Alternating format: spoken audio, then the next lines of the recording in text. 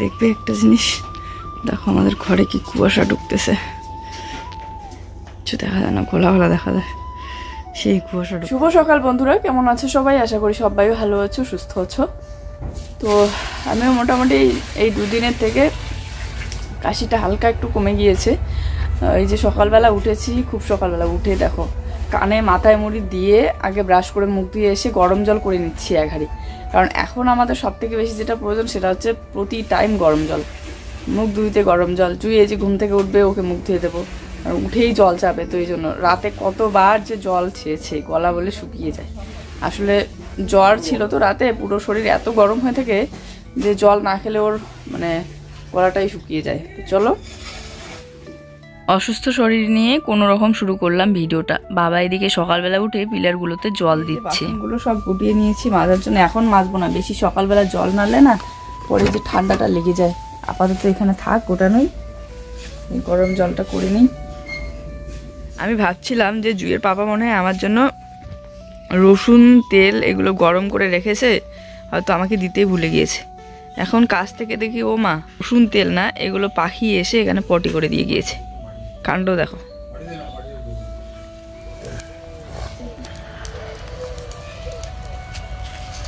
ঠান্ডা আজকে তবু সকালবেলা একটু কম ঠান্ডা আছে। কালকে তবু শরীর পুরোটা করছিল না, সকালে অনেকদিন পর্যন্ত। ঠান্ডার দিনে আগুনের পাশে বসে একটু আরাম আছে।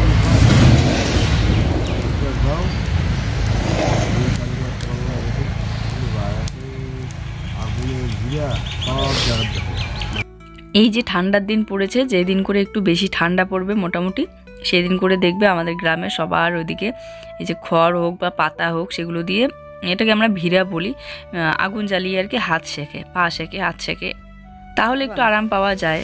উঠো না, হ্যাঁ উঠবো না, এখন শুয়ে থাকবো, একটু শুয়ে থাকো, ঠিক আছে?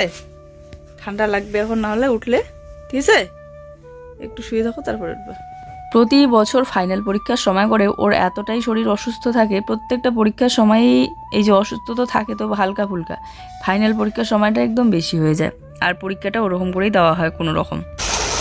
এই জলটা একবারে ভিতর পর্যন্ত যাবে না?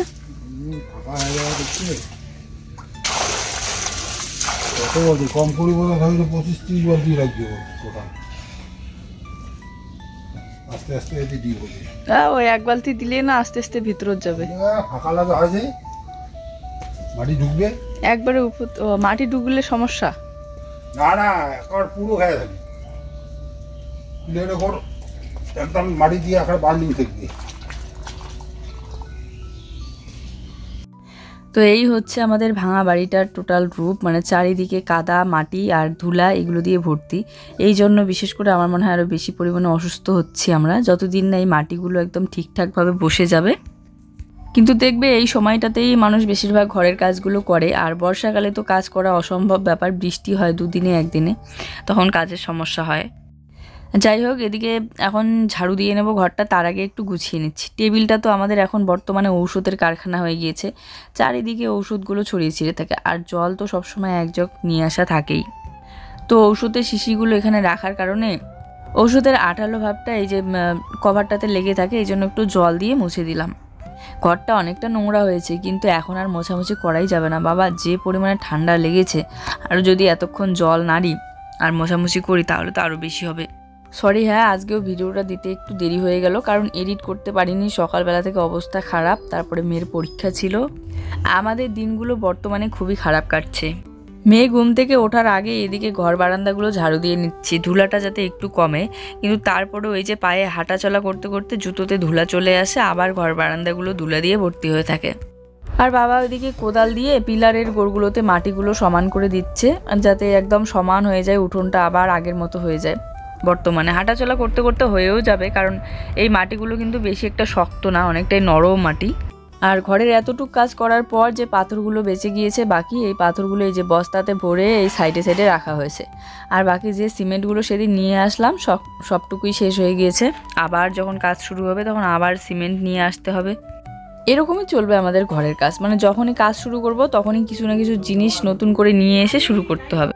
এক দিদিভাই বলেছে যে তোমাদের পিলারগুলো এতটা সরু কেন, এটা হচ্ছে সরু না, মোটাই আছে অনেকটা, কিন্তু কি বলো তো ক্যামেরার অ্যাঙ্গেলটার জন্য হয়তো ওরকম সরু লাগে।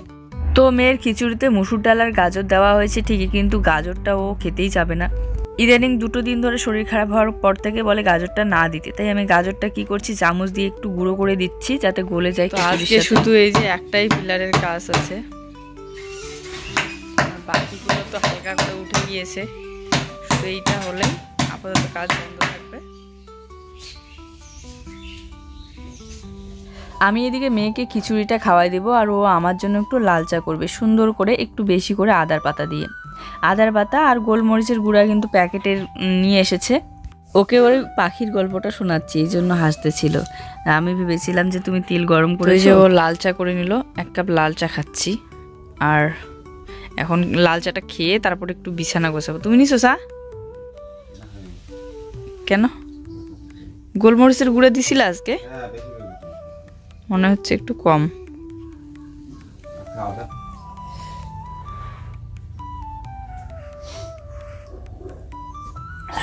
জুই আসলে জুইকে ডালিম কেটে দিতে হবে, আপেল কেটে দিতে হবে। রোদ উঠছে, রোদে বসে বসে খাইতে পারবে তাহলে।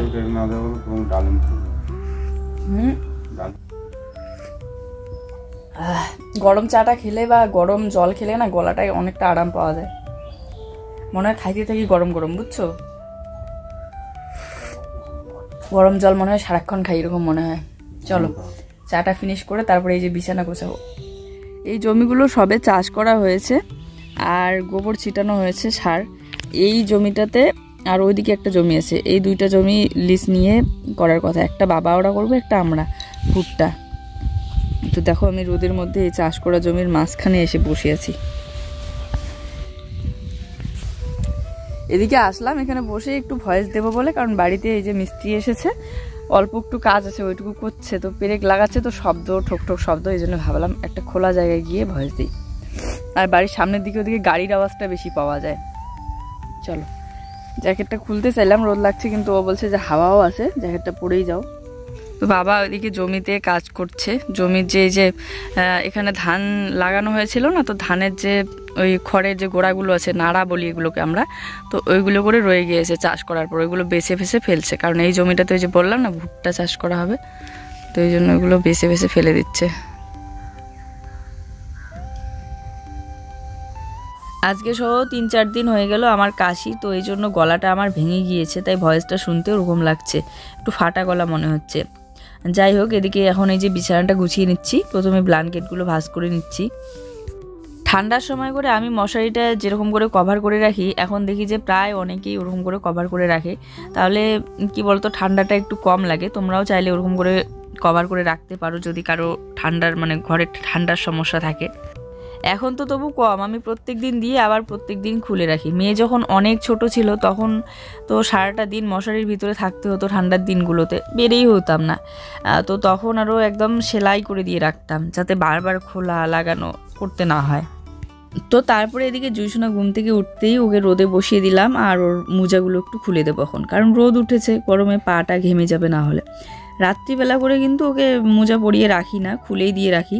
ওই যতক্ষণ পর্যন্ত ঘুমায় না ততক্ষণ পর্যন্ত পায়ে থাকে মোজাগুলো, ঘুমিয়ে পড়লে আমি পরে খুলে দিই। কিন্তু এই যে সকালবেলা উঠেই আবার পরিয়ে দিই, কারণ সকালবেলা কোন সময় ও বের হয়, ঠান্ডা লাগে। বললাম শোনা কোথাও যাও না, এখানেই বারান্দায় রোদের মধ্যে বসে থাকো। বলছে মা একটু সামনের দিক থেকে হাঁটাচলা করে আসি, ওইদিকেও রোদ আছে, কিন্তু ওকে একা ছাড়তেই মন চায় না। বিশেষ করে শরীর খারাপ হলে, কোন সময় ধুলা নাড়বে, ধুলা নাড়লেই তো বেশি হয়, আর তারপরে আবার ওর শরীর এতটাই দুর্বল হয়ে যায় একটু অসুস্থ হলেই। আজ ওরকমই একটু বিছানা চাদরটা ধুয়ে দিতে হবে, সবুজ রঙের চাদরটা বের করে রেখে দিয়েছি কয়েকদিন হলো, কিন্তু ঠান্ডা জল নাড়ছি না বলে ধোয়াধুয়িও করা হচ্ছে না। তো যাই হোক, এই চাদরটাও নোংরা হয়ে যাচ্ছে, চেঞ্জ করতে হবে, তাই আজকে যেরকমই পারি ধুয়ে দেবো একটু। ইস্কি ধুলা হয়েছে, তোষকটা একা তো বের করতে পারলে কখন বের করে নিতাম, আর যখন বের করতে চাই তখন হয়তো বাড়িতে থাকে না, তখন আমার বিছানা গোছানোর সময় থাকে, ওদিকে বিছানাটাও গুছিয়ে নিই, তো পরে আর তোলাও হয় না। তো এই জন্য এরকমই একটু ঝাড়ুটা দিয়ে ঝেড়ে নিলাম, আর তারপরে এই যে বিছানার চাদরটা বিছিয়ে দিচ্ছি। আমি ভাবছিলাম শুধু মনে হয় আমারই চুলগুলো এত কম বয়সে এতগুলো পেকে গিয়েছে, কিন্তু জুইয়ের স্কুলে যখন যাই তখন দেখি যে ও মা প্রায় অনেকেরই এরকম আমার মতো, এত কম বয়সে সবারই প্রায় চুল এতগুলো করে পাকা ভিতরে ভিতরে। আমারটা হয়তো একটু বেশি বোঝা যায় কারণ চুলটা পাতলা তো। তারপরে একটু গরম জল করে আজকে জুইকে একটু স্নান করিয়ে দেবো, রোদ আছে আর 12টার আগেই স্নান করিয়ে দেবো। বাচ্চাদের সবসময় নাকি 12টার মধ্যেই স্নান করাতে হয়, আর তখনকার রোদটা কিন্তু বেশ গায়ে লাগে। তো বালিশগুলো একটু হাত দিয়ে মেরে মেরে ফুলিয়ে নিচ্ছি, কারণ রোদে তো শুকানো হলো না, এমনিতেই বসে গিয়েছে অনেকটা আর কি। তাহলে দেখো তো একটা কাজ করতে সংসারের কতটা সময় লাগে। এই যে তোমরা কত কম মিনিটে দেখতেছো বিছানাটা গোছানো, কিন্তু এতটুকুই কিন্তু অনেকক্ষণ সময় লেগে গেল। চলো, মেয়ে স্নানের সময় হয়ে গিয়েছে, গরম জলটা করা হয়ে গিয়েছে আমার। ওদিকে গরম জলটাকে হালকা ঠান্ডা করে গরম জল করে স্নান করিয়ে দিয়ে যে তেল মালিশ করে দিলাম পুরো হাতে পায়ে শরীরের মধ্যে, দিয়ে ওকে একটু হালকা রোদে বসিয়ে রেখে দিয়েছি। বেশি রোদে বসলে পরে ঘেমে যাবে, কারণ সোয়েটার পরা আছে আর হালকা হাওয়া হচ্ছে। হাওয়া বলতে সেরকম না, তো বাইরে বসলে তো হাওয়া লাগেই না, তো এর জন্য সোয়েটারটাও পরিয়ে দিলাম। বসে থাকো, হ্যাঁ বাসন মেজে আসি, ঠিক আছে? তো আজকেও আমি ভাত রান্না করতে চাইলাম, শাশুড়িমা বললো ভাত রান্না করতে হবে না, আমাদের জন্য রান্না করে নিয়েছে, তাই আর ভাত রান্না করব না। শুধু জুইয়ের পাপা আবার এদিকে মাছ নিয়ে এসেছিল। হাঁড়িতেই গরম জলটা উনুনের মধ্যে করতে চাইলাম, যেহেতু হাঁড়িটাতে কালি আছেই, বড় নতুন হাঁড়িটাতে, কিন্তু লাকড়িগুলো একটু দূরে ছিল আর সময়ও ছিল না হাতে, তো এই জন্য গ্যাসের মধ্যে গরম জল করে জুইকে স্নান করে দিলাম। এবারে আমি আমার জন্য আবার গরম জল করব একটু স্নান করার জন্য। এদিকে বাসন মাজতেছি, বাবা এসে ডাকছে, বলছে দেখো একটা বড় মাছ নিয়ে এসেছি, ভিডিও করো। রে বাবা, এত বড়! এই দেখো কত বড় একটা মাছ ধরে নিয়ে এসছে। কার সাথে পাপাই ঘর টন টন উপরে তুলি ধরো মাছটা। এই দেখো বন্ধুরা কত বড় একটা মাছ, এটা হচ্ছে আমাদের পুকুরের মাছ। কি মাছ এটা? আমাদের পুকুরের মাছগুলো যে এত বড় হয়েছে সত্যি আমি ভাবতে পারিনি। ভেবেছিলাম মাছগুলো হয়তো ব্যাঙে খেয়ে নেয়, বেশি একটা তো ওই ছিপ দিয়ে ধরে খাওয়া হয় না, আর যেহেতু সবসময় হাঁস ছাড়া থাকে তো ভাবি যে হাঁস খায় কি না, তো এই জন্য মনে হয় বেশি বড় হতে পারে না মাছগুলো। তো যেই মাছগুলো জুইয়ের বাবা বাজার থেকে কিনে নিয়ে আসলো ওইগুলো আমি ভাজা করে রেখে দেবো রাতের জন্য, আর এই মাছগুলো দিয়ে সবজি রান্না হবে আমাদের জন্য। জুইয়ের জন্যই বিশেষ করে আজকে জুইয়ের বাবা মাছ নিয়ে আসলো। আর আমাদের এদিকের অনেকেই বলে যে জ্বর থাকলে মাছ খেতে হয় না, কিন্তু ডাক্তারের কথা অনুযায়ী দেখবে যে মাছ মাংস প্রতিদিনই খাওয়াইতে হয়, কারণ মাছ মাংসতে প্রোটিন থাকে। সকালবেলা একবার গরু নিয়ে গিয়ে ক্ষেতের মধ্যে বাঁধে, আবার দুপুরবেলা একটু নেড়ে চেড়ে দিতে হয় 10টা 11টার দিকে, দুপুরবেলা আবার বাড়িতে নিয়ে এসে জল খাওয়াতে হয়, জল ভাতের মাড়ি।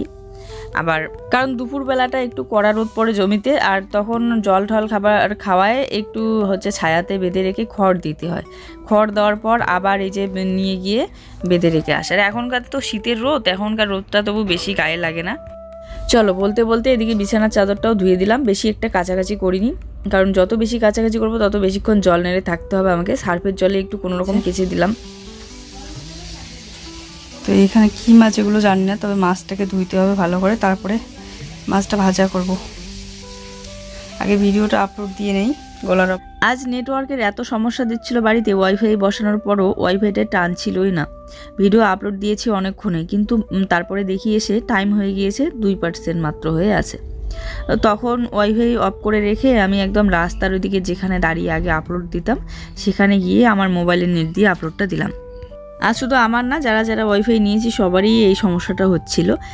তো তারপরে এই যে এখন আমরা খাওয়া দাওয়া করব। জুই তো ঘুমাচ্ছে, স্নান করার পর ওইদিকে ঘুমিয়ে পড়েছে। ওকে ডাকবো না, কারণ রাতের বেলাটা ভালো ঘুম হয় না, তো একটু ঘুমাক, ও উঠলে পরে আমি ওকে খাওয়াই দেবো।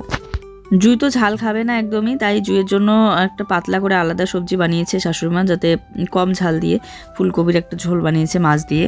শুধু জুইয়ের জন্য না, সবার জন্য বানিয়েছে, তবে ঝালটা একটু কম দিয়েছে। আর একটা সবজি বানিয়েছে লাউয়ের মাছের মাথা দিয়ে। তো এখানে আছে এই যে লাউয়ের তরকারি আর মাছ, কি মাছের মাথা দিয়ে লাউয়ের তরকারি, আর কি যে একটু ঝোল দেখলাম ফুলকপির ঝোল। তো লাউ আসলে খাওয়াটা ঠিক না গলা খারাপ থাকলে, তো এই জন্য আমি ভাবছি খাবো না লাউয়ের তরকারি, তো ফুলকপির ঝোল দিয়ে খাবো। আর জুইকে তো খাওয়ানোই যাবে না। চলো এই যে এখন খাওয়া দাওয়া করে নিই। কথায় বলে না, বেশি দাদাগিরি দেখালে যা হয়। ওর কাশিটা কি সুন্দর কমে গিয়েছিল। ও কি করেছে, আজকে আবার নদীতে গিয়ে স্নান করে এসেছে। নদীর জল যে ঠান্ডা এটা তো ওর মাথায় নেই। ও বলে যে নদীর জল গরমই থাকে শীতকালে। যতই হোক মানুষ ঠান্ডা জল ব্যবহার করাই বাদ দিয়ে দেয় সর্দি কাশি হলে, খায় তবু গরম জল। আরও কি করেছে, নদীতে স্নান করেছে, এই জন্য আরও কাশি হচ্ছিল আজকেও। এই সোয়েটারটা পরেছি ঠিক মতো পরাই হয়নি, এখন ভিডিও এডিট করার সময় চোখে পড়ছে। আমার আসলে ঠান্ডা লাগছিল একটু, তাই আমি আগেই সোয়েটারটা পরে নিলাম। তো এই যে আমার খাওয়া শেষ। কেমন হইলো খাওয়া দাওয়া?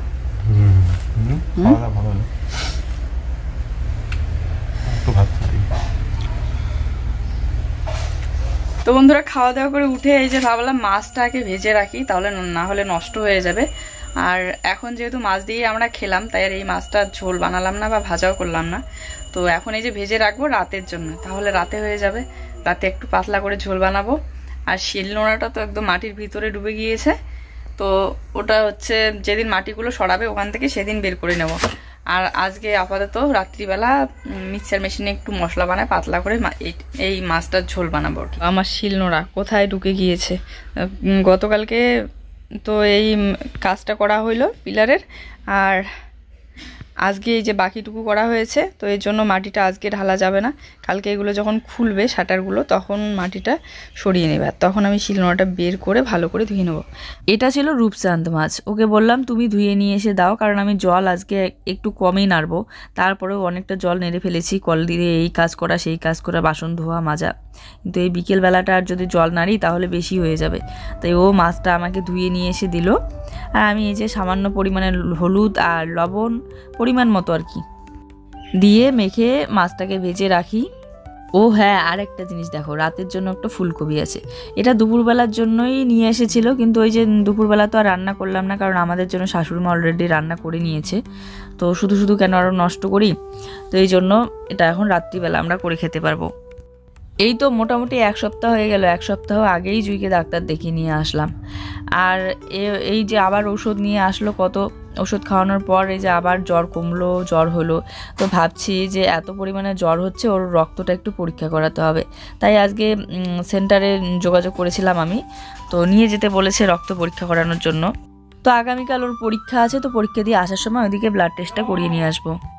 সেন্টার থেকে আসা দিদিমণিরা প্রায়ই বলে যে যদি কারো জ্বর থাকে তাহলে খবর দিতে সেন্টারে আর ব্লাড টেস্ট করাতে, কারণ বেশি জ্বর হলে এই যে ম্যালেরিয়া হওয়ার সম্ভাবনা থাকে, তারপরে অনেক ধরনের রোগ ছড়ায়। তো এর জন্য চলো, কড়াই এদিকে গরম হয়ে এসেছে, আর এদিকে তেলটাও ভরে রাখা হয়নি। ইদানিং প্রচুর পরিমাণে তেল শেষ হচ্ছে, কারণ অনেকগুলো করে রান্না করতে হলে, আর বিশেষ করে মাছ মাংস রান্না করলে তো একটু তেল বেশিই লাগে, তাই না?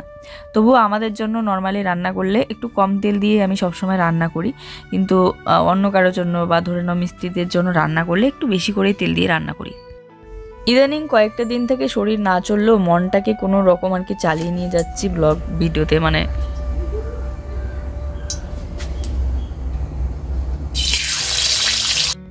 আমি সবসময় কড়াইয়ে তেল গরম হয়ে গেলে মাছ বা কোনো কিছু সবজি দেওয়ার সময় একটু দূর থেকেই দেই, যাতে তেলটা ছিটিয়ে না পড়ে।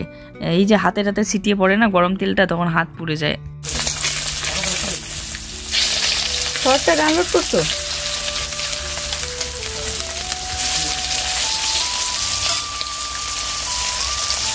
গল্প করলে এদিকে পোড়া লাগে যায়।